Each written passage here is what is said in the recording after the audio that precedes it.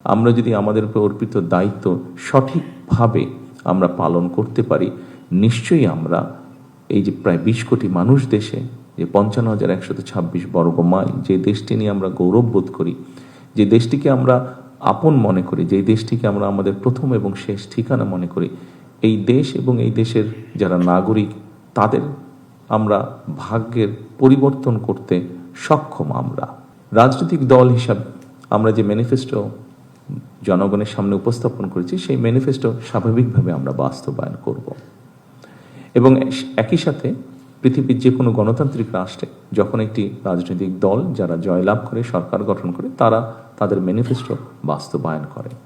তবে এই ম্যানিফেস্টোকে যদি আমাদের বাস্তবায়ন করতে হয়, খুব স্বাভাবিকভাবে আপনারা যারা প্রজাতন্ত্রের যারা কর্মকর্তা এবং কর্মচারীবৃন্দ, অবশ্যই আপনাদের সহযোগিতা প্রয়োজন।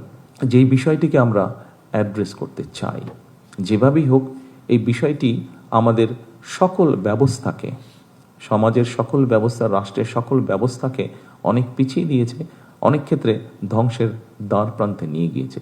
সেটি হচ্ছে দুর্নীতি। একটি বিষয় আছে, যেই বিষয়টিকে আমাদেরকে অবশ্যই অ্যাড্রেস করতে হবে।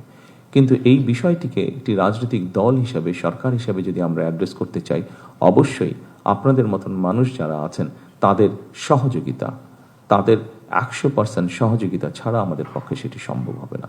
এবং আমি আমার রাজনৈতিক সরকারের পক্ষ থেকে আমি দৃঢ়ভাবে বিশ্বাস করতে চাই, এখানে উপস্থিত যে সকল প্রজাতন্ত্রের কর্মকর্তা কর্মচারীবৃন্দ আছেন, আপনাদের পূর্ণ সহযোগিতা আমরা ইনশাল্লাহ পাবো, এটি আমরা দৃঢ়ভাবে বিশ্বাস করি। আপনাদের সকল কাছে আমার অনুরোধ থাকবে যে অবশ্যই আপনার স্ব অবস্থান থেকে যেখানে গোপনীয়তার বিষয় থাকবে, সেখানে দয়া করে আপনারা রাষ্ট্রের স্বার্থে, জনগণের স্বার্থে গোপনীয়তা রক্ষা করবেন।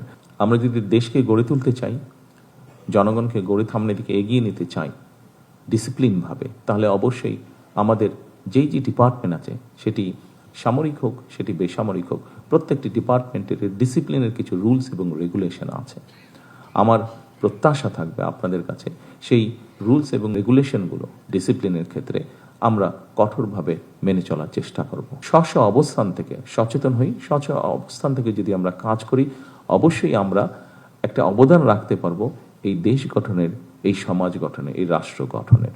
আসুন আমরা সকলে সেই রাষ্ট্রটিকে গড়ে তোলার চেষ্টা করি, দেশের মধ্যে সেই পরিস্থিতিটা তৈরি করার আমরা চেষ্টা করি সকলে মিলে, যেই পরিস্থিতিতে মানুষ স্বস্তি বোধ করবে। আমরা সেই রাষ্ট্রটিকে গড়ে তোলার চেষ্টা করি, যেই রাষ্ট্রটিকে ঘিরে বাংলাদেশের মানুষ আশার আলো দেখতে পাবে, যেখানে এগিয়ে যাওয়ার স্পৃহা, সাহস, উদ্দীপনা মানুষ পাবে।